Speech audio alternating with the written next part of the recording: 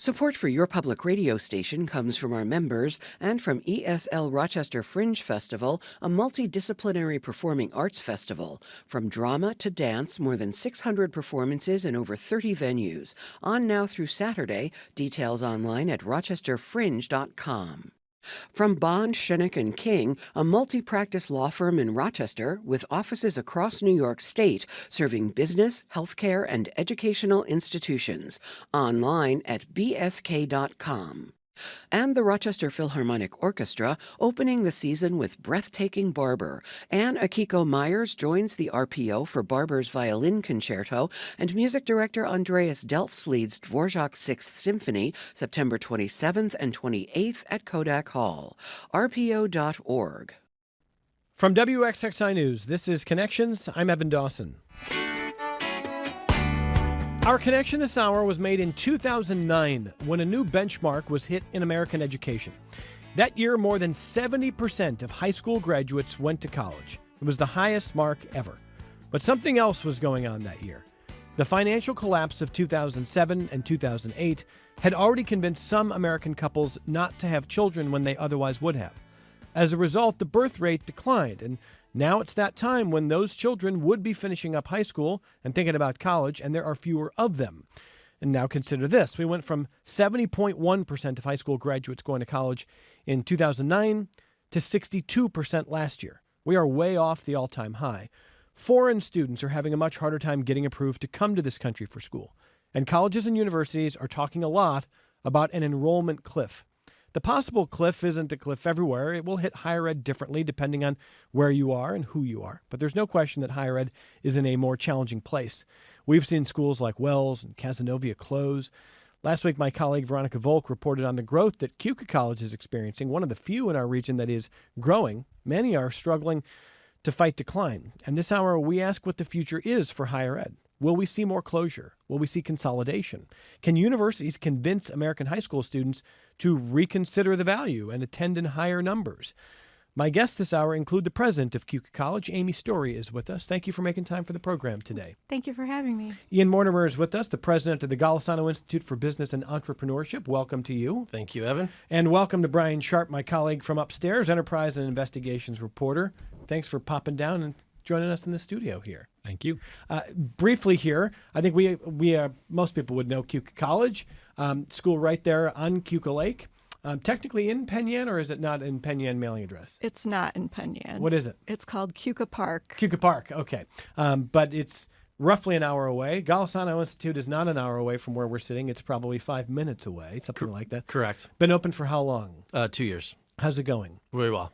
What's your enrollment? 170, 160. Is that by design, that's roughly where you want to be, or you want to grow a little bit? We want to grow to 350 in the Rochester campus and then potentially going into new metros starting in 26. So we're going to talk about how they're doing that. I should also say that Dr. Mortimer has worked in higher ed. A little bit of your background outside of Golisano. Yeah, I worked in enrollment for 20 years at RIT, Nazareth, then Champlain College in Burlington, Vermont. Okay, so a lot of background there. Keuka College has an enrollment of what?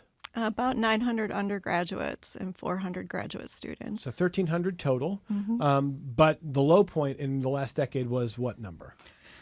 On campus, maybe we were down between 700 and 800, and that is the bulk of what we do. So that was a difficult moment during the pandemic. So they've grown a bit. You might see the phrase small on purpose. Small on purpose.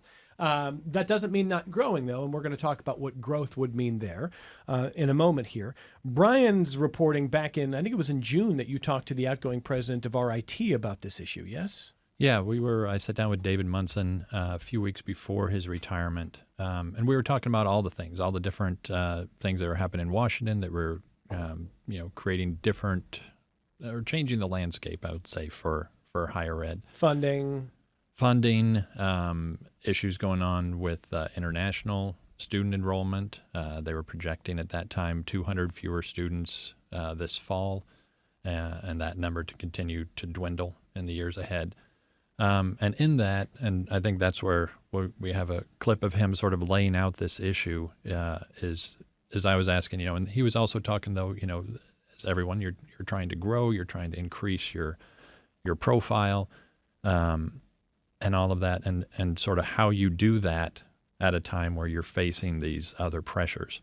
And that's when he got into sort of the outlook for enrollment of domestic students, which there he spoke about it being basically flat, but they were maintaining, and sort of what that landscape looked like going forward, particularly in, and I reference, I think in the clip we're going to play, where I got here in 2005, and then incoming mayor, Bob Duffy, always spoke about this being a city of universities. We have 19 colleges and universities in our area, and what a boon that was for our community. We, though, also have a community that's very dependent now on those universities. We don't have the Kodak, Xerox, Bausch and Lomb.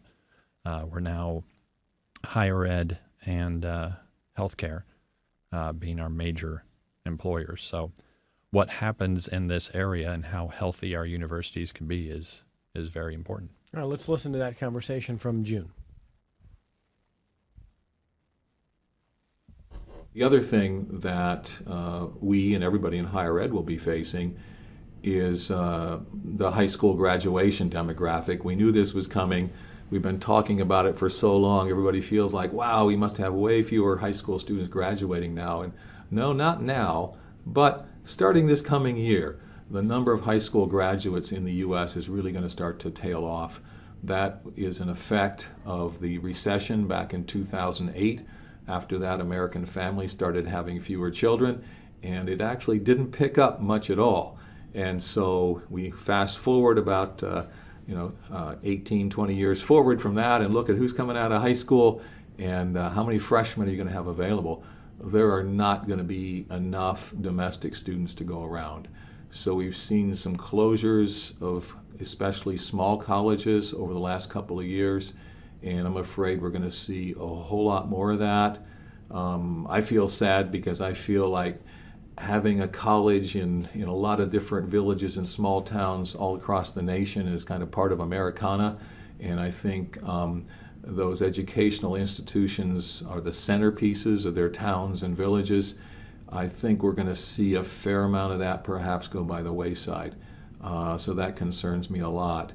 One thing that, they always talk about Rochester, I go back to when Duffy came on as mayor, and he would always talk about Rochester as a city of universities and, greater. Are we vulnerable to what you just mentioned? Or do you think ours are sizable? We're somewhat vulnerable just because we have so many colleges and universities in our region. We have 19 colleges and universities in our region. And there's certainly going to be some pressure on some of those institutions. Obviously, our economy has changed a lot from the days of Kodak and Xerox and Bausch and Lomb all having their headquarters here and being very substantial operations. I think the economy is just as healthy as ever with a lot of medium-sized companies. We're still very strong in optics and some other areas. A lot of things in food and beverage.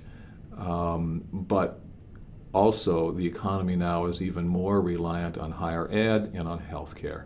And of course, healthcare may be having its own challenges with the federal government and perhaps some lack of funding of Medicare. We'll see how that turns out.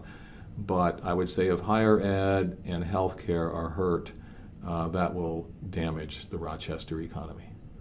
And just so I have the context for when we're talking international students going down by maybe 200 in the incoming class, what are you seeing in terms of the overall enrollment?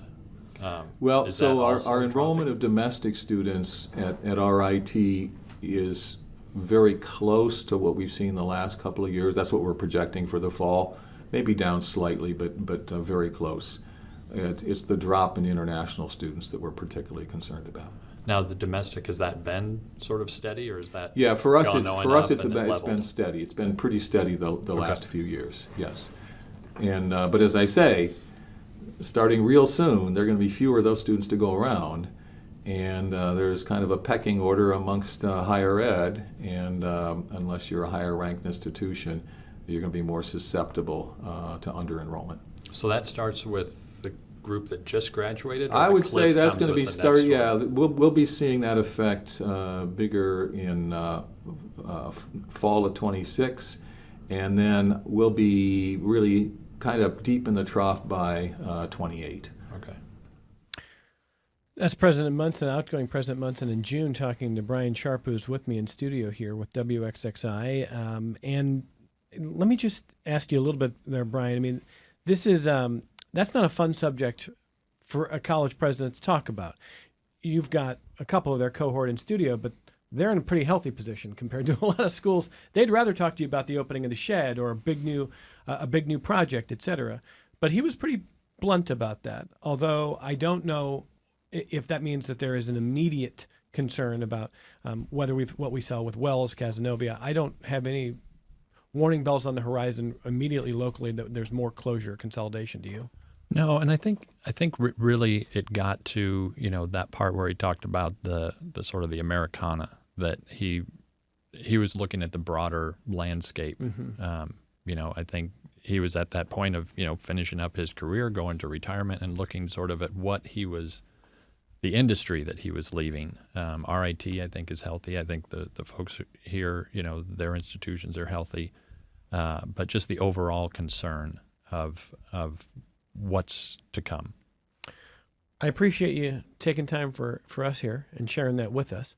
We're going to link to Brian's reporting because the full conversation, the transcript is really interesting to read. It goes beyond just the possible enrollment cliff, touches on a lot of different issues.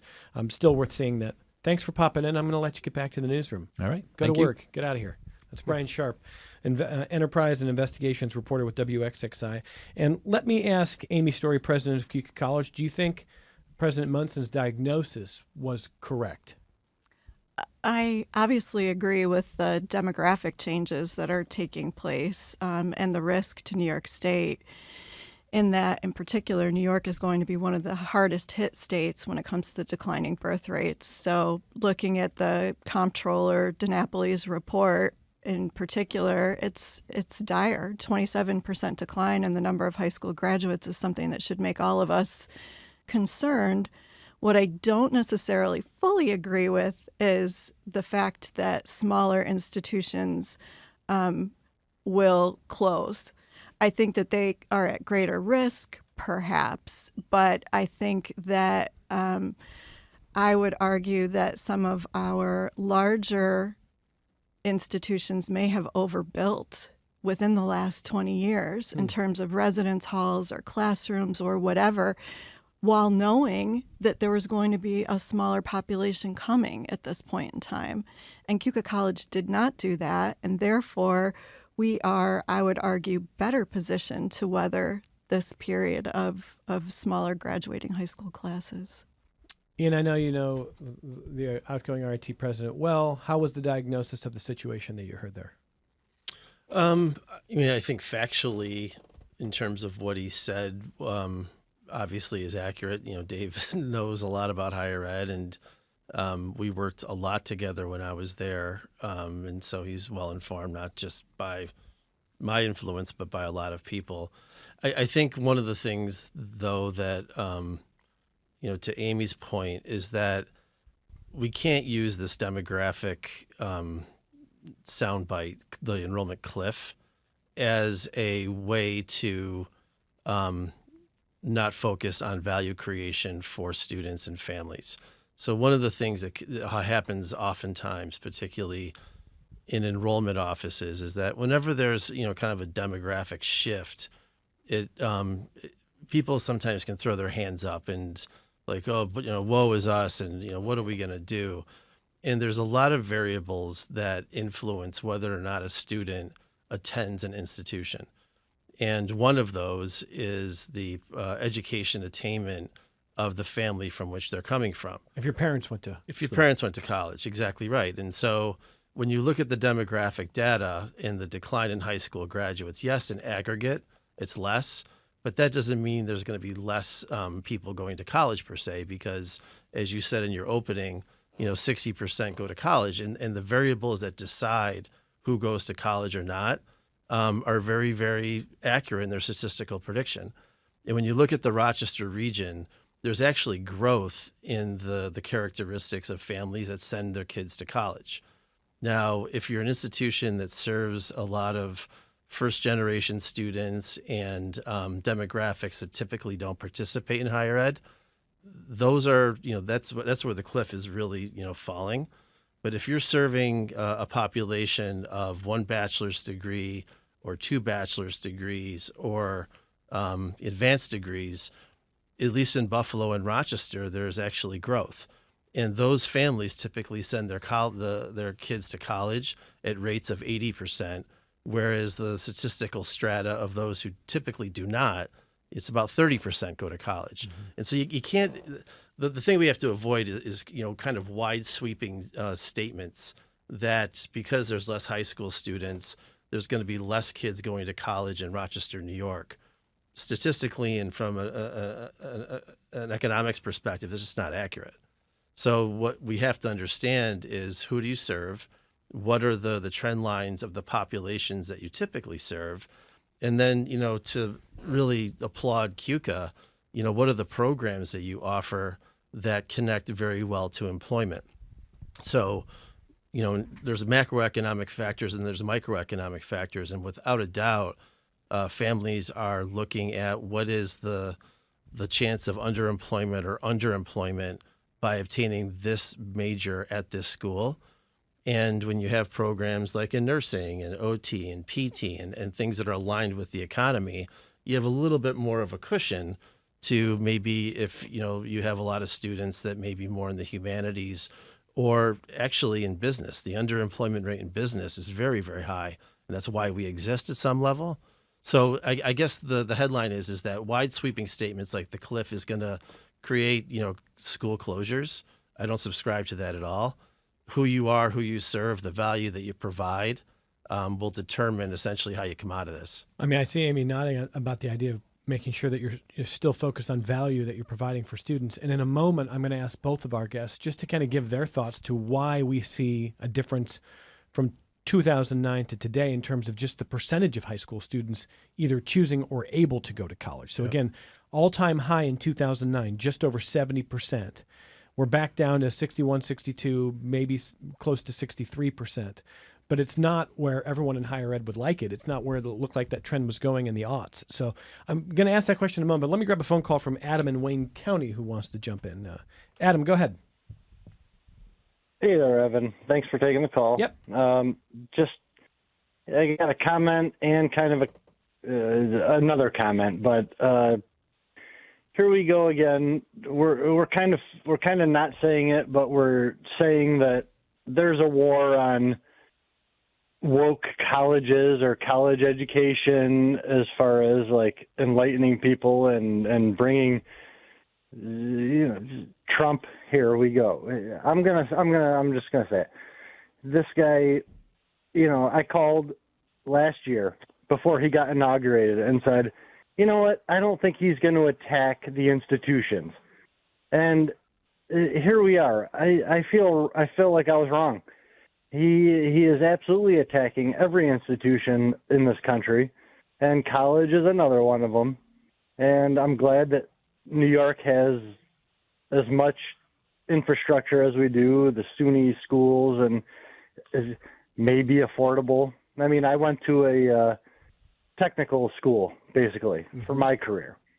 And I would like to say that when I want to ask someone that's on the opposing view, do you want to make college unaffordable for people, or do you want to make it obliterated? Do you want to just take it away? And I don't understand what we're going through right now sometimes, but I also know that, yes, if you go to college for marketing or a business degree or arts and liberal arts, you got a long way to go still from there, and you're in debt big time. So I don't know. I just think that there's no winning right now, but I think the people that will go to college and stick out a career, and yes, they will have to travel around the country to find jobs probably, but is this administration, is this environment that we're living in making it harder? I'm 40 years old. Is this making it harder for 20-year-old people to progress and find a career. And I don't know. It's all just baffling. I'll take any comments Sure. if you have them, or I'll just get off the air. And No, let you no, no. guys I talk appreciate again, that, Adam. Thank you, man. Call anytime. I appreciate the perspective. So, and let me also say this. I'm not trying to insulate our guests on the subject of politics. They can say whatever they want. And I take your point, Adam, that certainly in the first year of the second Trump administration, there's been a lot more direct confrontation with higher ed. Some of it has been pretty theatrical, and I'm not saying anything about the validity of any of that. I'm just saying you acknowledge that this administration is targeting higher ed in a lot of ways. They employ Chris Rufo, who has made it his entire career to try to change the what schools teach on what levels and why, and then what you do about that and how you fund it. I get that. Most of what we are talking about today is outside of that. Yes, there's the issue of foreign students not being able to come here in the same kind of numbers. And if you're RIT, if you're U of R, if you're a lot of others, that's a bigger deal probably than for our guests in the studio. And that's not nothing. It's certainly something. But really, it's this demographic called a cliff, called a change that started in 2007, 2008, 2009, coupled with, to your point, Adam, the question of how we fund college or opportunity to go to college, whether a sticker price, that Ian and I have talked on this program many times, whether the sticker price represents what students pay, how that perception hits people psychologically when you're 15 years old and you're starting to think about that and you see those sticker prices. Are you convinced that my family's not going to pay that? Most people don't pay the full sticker, or do you think that's not for me? So there's a lot going into this. There's a lot.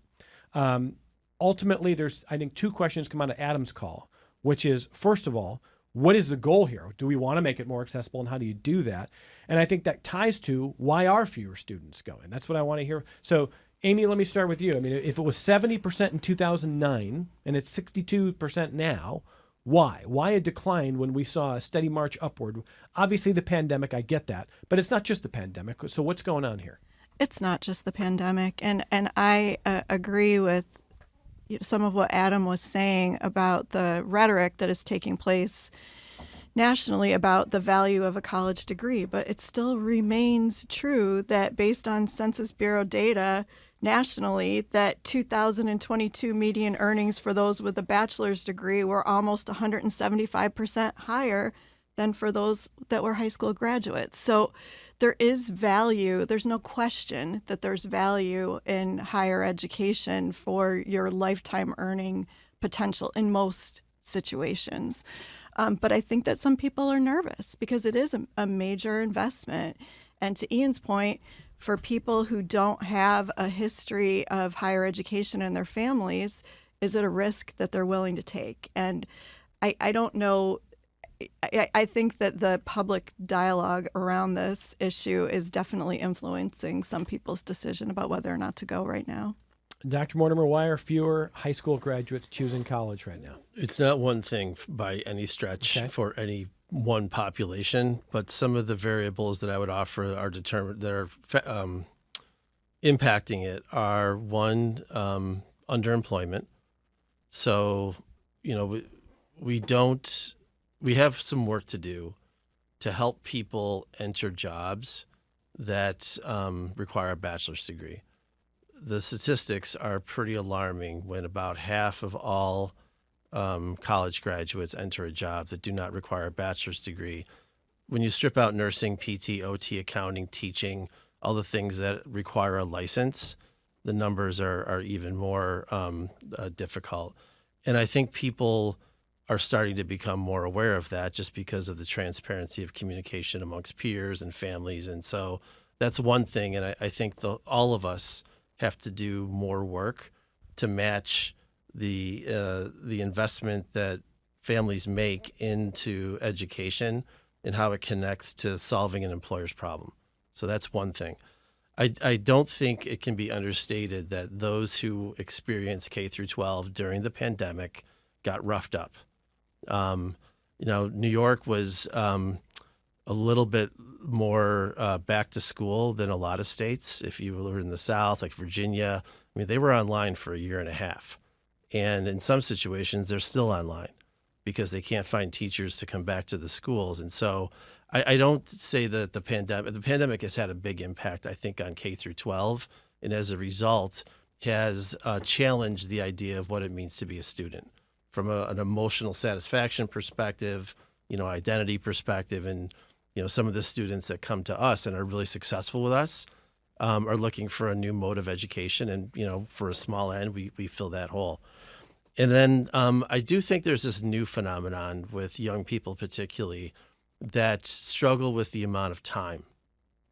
So, 4 years, used to be, hey, 4 years sounds like, I get to go away and have fun and, do all the things that, young people like to do. And I hear more and more of young people that 4 years just seems like an eternity to them, not knowing what they want to do and committing 4 years of their lives, at least at the front door, to trying to achieve something that they're not entirely sure what they're trying to achieve. Is that the time, or is that, I don't know if I need 4 years given the debt that's going to come with that? I think that there's probably an association between the two, but I do think they're independent variables in many consumers' heads. Okay. The money is absolutely a big thing, but the money's always been a big thing. And I think it's more along the lines of, I'm not really sure what I want to do, and 4 years feels like a long time to try and commit to that. Are we likely to see over the next generation or so higher ed offer a lot more than just a standard 4 years? I personally would hope so. I mean, it's why the Golisano Institute exists. And I think Because how long is your program? 2 years. 2 years. Yeah. In 1 year. We have a 1 year certificate and a 2 year certificate. And we serve, a lot of different populations. We don't serve a traditional population. In some ways, we're a proxy for a graduate program. But I think the one size fits all modality of education, COVID proved that just doesn't work for everyone. And I think now we're at a point in time where we have, the opportunity, and Keuka is a leader in this, to innovate and start crafting new approaches to delivering on what it means to be prepared for a job and to be educated. And the gatekeeper here is the accreditors, at least in my perspective.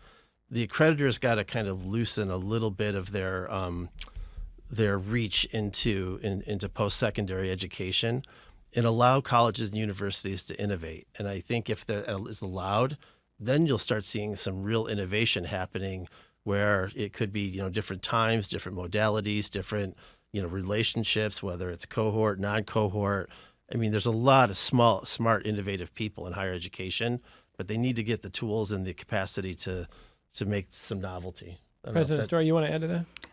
I agree completely. The accreditors, it would be better if they valued flexibility in terms of what we're delivering and where we're delivering it. But I would also say New York State Education Department is similarly, while I'm sure that they are trying to ensure quality and other elements, there are many hoops to jump through, many barriers to innovation and flexibility. And I'm not always sure that serves our population well.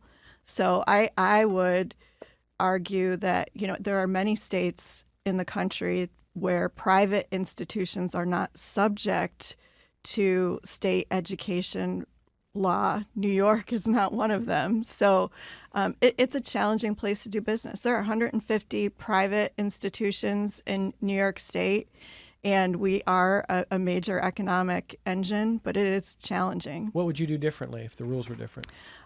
So thinking about where do we deliver education. So we, for example, have delivered nursing education in hospitals. There are hoops to jump through before you're allowed to do that in New York, or based on the number of students that you have. When the number of students in the cohort changes, you need approvals. So there's a lot of complexity to this that I'm not sure adds value to the citizens of the state of New York. And not enough flexibility? Personally, I think that if we had the autonomy to make some of these decisions ourselves, our students would have better outcomes and they would arrive at graduation or completion quicker. And part of the challenge, just to add to Amy's great points, is that the way the structure is that your state and federal aid funding is tied to your compliance with what Amy just described. So you even if you wanted to innovate, you can kind of overcome some of these, kind of structural obstacles that Amy describes. If you get too far out of line, then you compromise your ability to deliver Pell Grants and New York State TAP and federal loan program, which without those, it's almost impossible to make it go. So I have to take our only break, and then I'm going to take Jill's phone call. I've got a couple of emails to read here. We're talking about, I think we're trying to have a sober conversation about the reality facing higher ed without overgeneralizing. I think our guests are making good points about don't just look at a headline and assume an enrollment cliff means we're going to see widespread college closures or every school is going to face the exact same kind of crisis in the same way. It is not that way, although there is a challenge for sure. And it is not just because of one thing. So we're trying to sort through that, what that means now, what that means in the future, what it means for families and for students who need to know what an ROI or what value is. And it probably feels a little different than when I was going to school. And it might feel different for parents and grandparents who had a different idea about it. But it's a big part of the equation now. If you're going to spend, you're going to take on loans, you got to know what you're getting for it. And we're talking to Amy Storey, who's the president of Keuka College, Ian Mortimer, who is the president of the Golisano Institute for Business and Entrepreneurship. Your feedback on the other side of this only break. Support for your public radio station comes from our members and from ESL Rochester Fringe Festival, presenting Cirque du Fringe, Claws Out, a feline-inspired circus cabaret with aerial artistry, comedy, and acrobatics under the Spiegel tent, nightly through the 20th. Tickets at rochesterfringe.com. And Genesee Country Village and Museum hosting the Genesee Valley Great Outdoors Fest with a lumberjack and lumberjill competition, nature trails to explore, and more this Saturday and Sunday 10 to 4. Details online at gcv.org. This is Connections. I'm Evan Dawson. Jill on the phone next. Hey, Jill, go ahead. Hi, Evan. Thanks for taking the call. Sure. An important part of the discussion of the threat of so many institutions is how many of these, particularly small schools, are tuition-driven, meaning that their entire operating budgets are based on how much tuition they can collect. So unless you have more students coming or more families who are suddenly willing to pay a higher price than before, then your budget is stagnant, and yet your salaries go up and medical costs go up. So it really puts an onus on these small schools that are at risk to really be creative, either create more programs or go into some pretty intense budget cutting. But again, the fact that so many institutions are tuition driven is a significant threat. Okay. President Storey, what do you think? I would agree. I think that the majority of institutions in this country are tuition driven. There are very few that have an endowment or an alternative source of revenue that is significant enough to offset the effect of tuition, room, and board. And it's absolutely correct that costs continue to rise. Tuition rates continue to increase as well. So I think the piece that, while it is a threat, I would agree it's a threat, it's also an opportunity because it causes us to have the impetus to innovate and to think of other ways to drive revenue at our institutions. So, for example, at Keuka College, we're on a beautiful Finger Lake. So all summer long, when our students are not in classes, we are hosting different things and bringing different people to the region, supporting tourism. So it is a threat, but it's also an opportunity. Okay. Dr. Mortimer. I think the note there that I'd like to highlight is the one about healthcare costs. Those by far and away, at least at the places that I've been involved in, are the biggest challenge in terms of budget problems. And one of the things that I think could be done, and we did it in Vermont, is build a consortium where rather than Keuka buying healthcare coverage and Nazareth buying healthcare coverage and St. John Fisher buying healthcare coverage, as you build a consortium, and by strength in numbers, you reduce the cost because you have more people in the system. In Vermont, St. Michael's College, Middlebury College, Champlain College, and I'm forgetting the fourth, all pooled their resources together. And so they have one healthcare plan, and it reduced their overhead by a lot of money. So there are ways to kind of creatively move around, but you got to work together on them oftentimes. Do you see any more consolidation? I only ask because it's one thing to do healthcare. It's another to say, are we at the point where if we're going to survive, we fully consolidate in different ways? Do you think that could happen? I think it's a great question, and I've done a little bit of work on this. And the problem with mergers and call them acquisitions in higher ed is that they typically happen when things are too late. When you have one organization that's essentially gobbling up the other. And by when that happens, the value of that organization is cut so thin that it kind of creates these examples that it just doesn't work. The best examples are when you have two organizations that are coming from a position of strength, and they have the strategic will to come together and create something better. But it requires two things. One is it requires the boards to just swallow a little bit of pride and understand that the school that they may remember 20 or 30 years ago is likely not the school that's going to be there 20 or 30 years ahead, and really come together in an honest, proactive way to build a better entity. And then you can plan for, planned obsolescence and some of the things that can go in to building and getting some scale.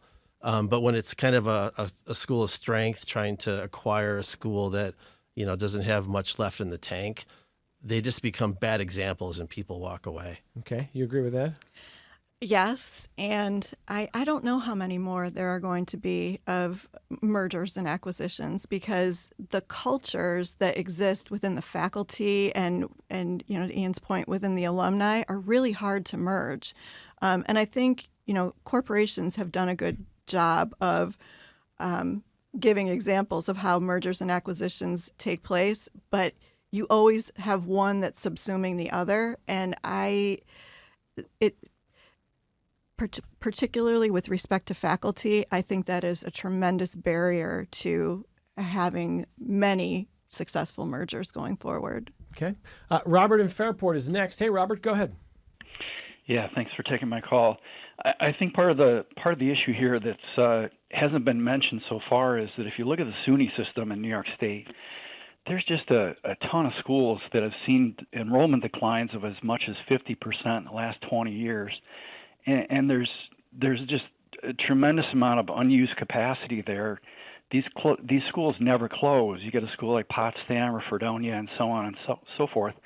They're competing directly with private schools. The state has come up with tuition cut kind of programs that are stealing share in students from private schools to run these kind of zombie college campuses that probably should have gone out of business.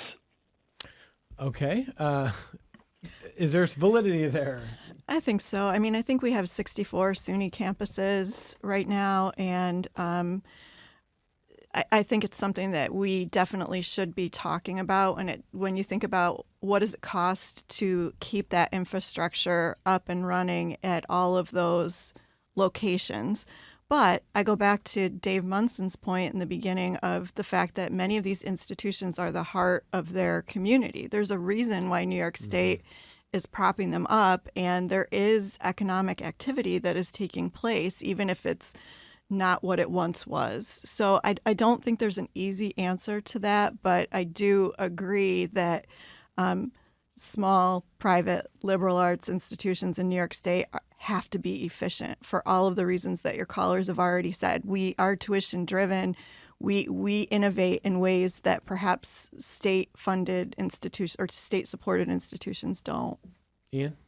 I think if you're in Fredonia, New York, and you're a state senator or an assemblyman that's responsible for that region of the country, and you want to become unpopular really quickly, talk about shutting down Fredonia. Like that would, it's just it's a political problem. Like there's no way that a politician is going to allow that school to close in their region because it's jobs, it's economic power, and there's too many strings attached to it, in my opinion.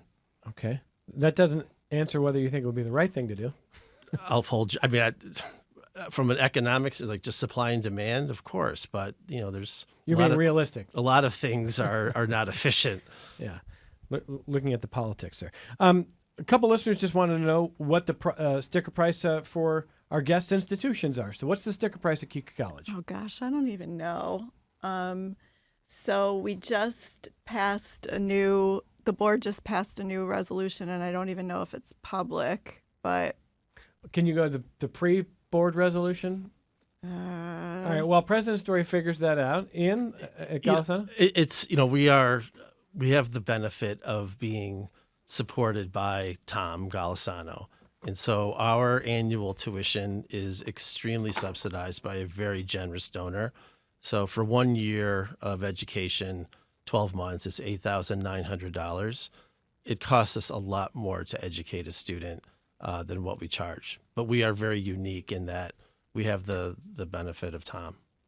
Yeah, you don't really count. We don't really count. No, it's so different. It is very different. What you do is so different than what we do, and literally everybody pays a different price. Well, that's at an Keuka important College. point, President Storey. Now, I'm seeing online I think our team says about 38,000 total. Does that sound about right? It sounds about right. But what again, percentage of students who go there pay the full? 0%.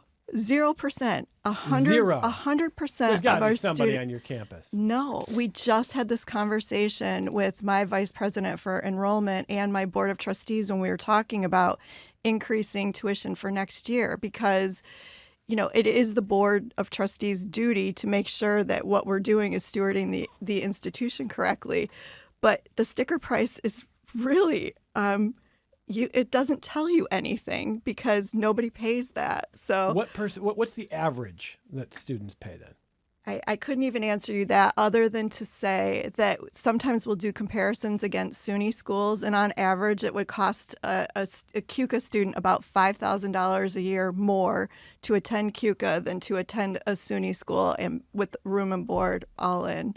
So those are what we look at. Okay. But I mean, again, this is a conversation we've had and probably need to keep having, and it's a whole separate conversation. But if 0% of your students are paying the full $38K, but again, if you're that 15-year-old student who's starting to think about it and you see that and that number looks too big for you, does that psychologically have a deleterious effect on attracting students? So one would think, and again, Ian can talk about all the logic or lack thereof involved in the entire enrollment process. Yes. But people like to receive a scholarship. They like to know that you want them to come, and those incentives mean something to families. So you've seen colleges try to do tuition resets, like Utica University, and then they end up right back in the same place that they were a couple of years before. So tuition reset is when a college tries to get rid of sticker price and just give it a more legitimate price to families. But families still want scholarships.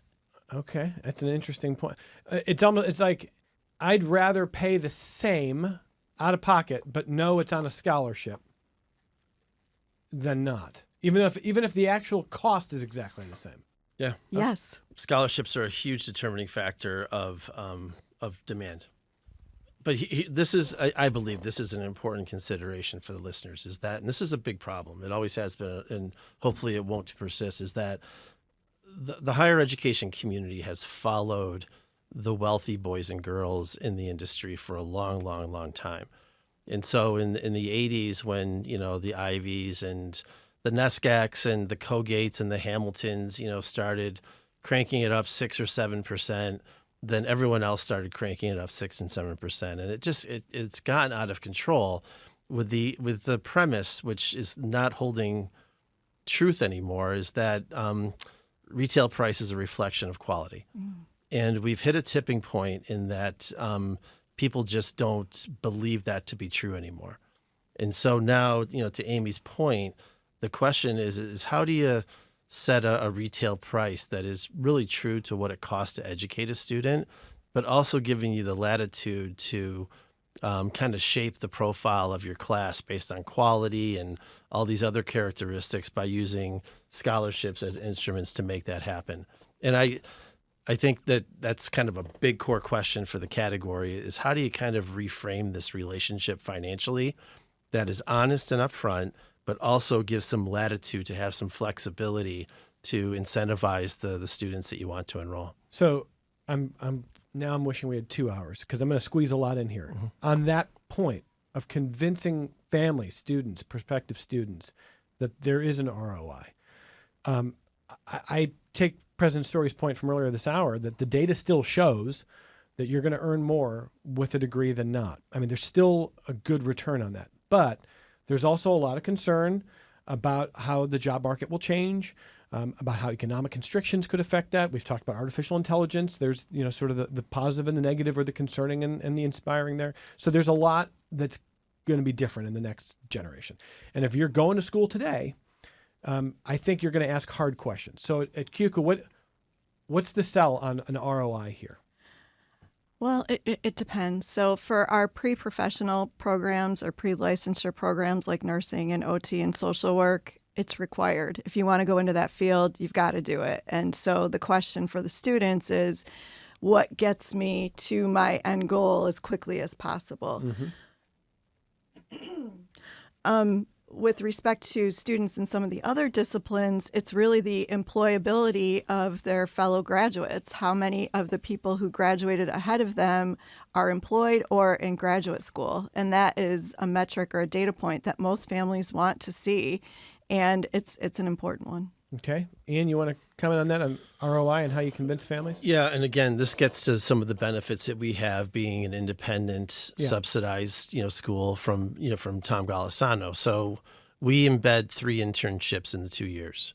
So you can't walk out the door without having 3 work experiences that are oftentimes diverse in nature, but also kind of roll up into essentially 3/4 of a year of full-time employment. So that's one piece.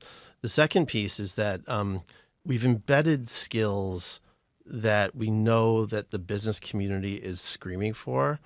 And again, we have the latitude because we're not, we have independence of accreditation, but we teach sales and we teach coding and we teach the skills that we hear that people want. And by nature of listening, reacting, putting our students in those employers, testing if we're doing a good job, and then just kind of cycling through, then we're the ROI is obvious. I mean, they're getting great jobs and they're being very successful. We've graduated our first class, and all but one of them are in high skills business positions that would typically require a bachelor's degree, if not an MBA. Before we move on, Evan, if I might, I also wanted to just point out Keuka College has field period, which we've had since 1943, where each one of our students has to do 140 hours in the field every year, freshman, sophomore, junior, senior. So similarly, they have practical experience with employers. It's a continuous feedback loop. So we also have that, which is relatively unusual. Most institutions might have an internship. We do something a little bit more. I think there will be more demand in the future from students and families for opportunities like that. I don't know how scalable it is. We're talking about 2 pretty small institutions here. But Debbie writes in to say, my son's first choice would have been RIT for robotics. Even though he received a scholarship, it was financially prohibitive for him to attend. We also encouraged him to not be that deeply in debt at the end of 4 years. He's enrolled at the University of Buffalo. In this environment, I have listened to many money managers advise to choose the least debt coming out of 4 years. That's a big consideration. I mean, I know it's not the only one, but what do you say to that, Ian? We used to work with a gentleman. He had a saying, and I think it's spot on, is that student debt is a bet on future earnings. Nothing more, nothing less. And so if you think like that, then you have to understand the value of what those earnings may be based on the program you choose and the reputation of the school that you choose. And so those 2 things essentially determine that. Okay, brief comment there on that? Same. I think that if you really need to think about, is the school that you've selected for your son or daughter the right location for them? Can they be successful there? And if they can, and it's less expensive, great. But not everybody is going to be successful at a larger institution. So, it's so dependent on the individual. Tom says many colleges are sitting on real estate that is far more valuable as housing than fading institutions. Ouch. Okay, well, look, a lot changing in higher ed. We've talked about a lot this hour. I want to close with this. During our brief break, Ian Mortimer mentioned the phrase, learned helplessness. What are we trying to avoid? What does that mean? Where do you want to get the pessimism out of this? I think the higher education doesn't need a reason to be pessimistic. I mean, there's things that need to be overcome, but culture matters. And wonderful leaders like Amy are a good example of that, and the success that Keuka has had. there are ways to pound through this. And, by claiming that an enrollment cliff is going to be the demise of either your organization or the industry as a whole is A, not rational, and B, there's going to be a lot of opportunity for strong leaders and strong boards and people who can think differently, because the change you make today is going to prove itself valuable over the next decade. And so that's, I guess, the headline I'd like to share. Somebody's going to be educating a student at higher ed. Exactly right. Might as well be you. Yeah, right. Bingo. Final thought from you.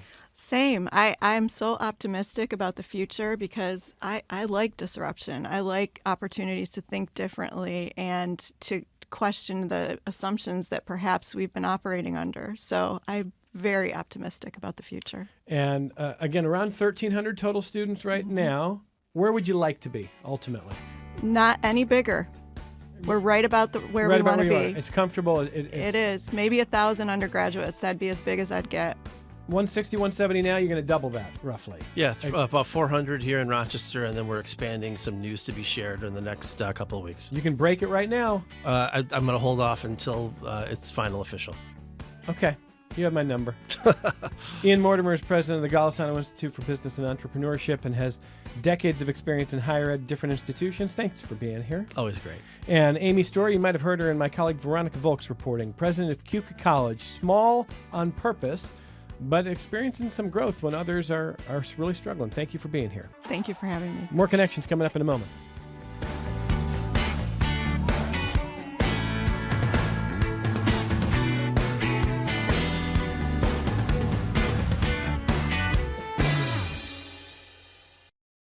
This program is a production of WXXI Public Radio. The views expressed do not necessarily represent those of this station, its staff, management, or underwriters. The broadcast is meant for the private use of our audience. Any rebroadcast or use in another medium without expressed written consent of WXXI is strictly prohibited. Connections with Evan Dawson is available as a podcast. Just click on the Connections link at WXXInews.org.